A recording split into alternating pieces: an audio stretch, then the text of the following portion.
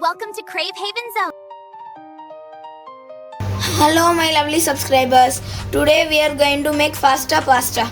Next let's get to know the ingredients. 1 cup of pasta, 2 slices of cheese, 1 cube of butter, cooking cream, red chili powder, 2 cloves of shredded garlic, 1/2 cup of oil and salt. Add the pasta to the boiling water, but before that add some oil and salt. Let's strain the pasta.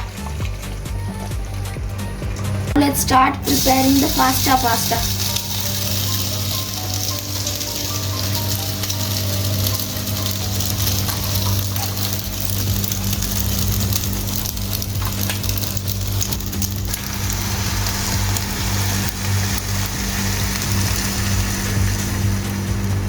Now let's let it cook until the butter melts. Fasta pasta ready! Don't forget to like, subscribe, and hit the bell for notifications.